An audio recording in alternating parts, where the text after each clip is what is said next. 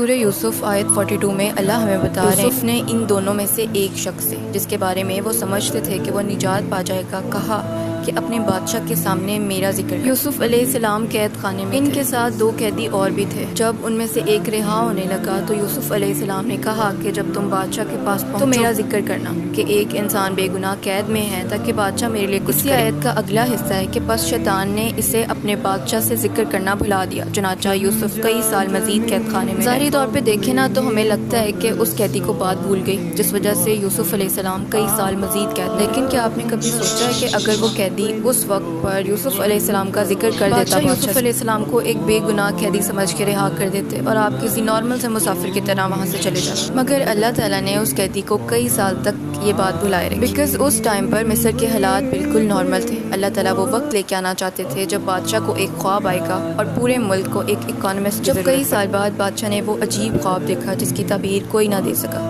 اللہ تعالیٰ نے تب اس قیدی کے دماغ میں وہ بات ڈالی کہ یوسف علیہ السلام یاد آ گیا۔ اب کہ یوسف علیہ السلام جیل سے نکلے تو سیدھا تخت اقتدار پہ بیٹھے۔ ہماری زندگی میں بھی بہت سے قیدی ہمارا ذکر کرنا بھول جاتے ہیں۔ ہم اس وقت سوچتے ہیں کہ فلاں بندے کے پاس اتھارٹی تھی، وہ تو میرا کام کروا سکتا تھا۔ ہم بہت سارے دروازوں پہ دستک دیتے ہیں اور وہ بند رہتے ہیں، پھر ہم سوچتے ہیں کہ شاید اللہ تعالیٰ تو ہمیں مگر سچ بات تو یہ ہے کہ اللہ تعالیٰ کی مصلحت بہت ہی زیادہ مضبوط طریقے سے کام کرتی ہے۔ وہ ہمیں قید سے تب نکالتے جب ہمیں گروم کر چکے ہوتے ہیں، جب ہمیں اس اسپیسیفک سیٹ کے لیے تیار دیکھتے ہیں۔ تو پھر ہمیں کیا کرنا چاہیے؟ صرف اور صرف توکل کرنا چاہیے۔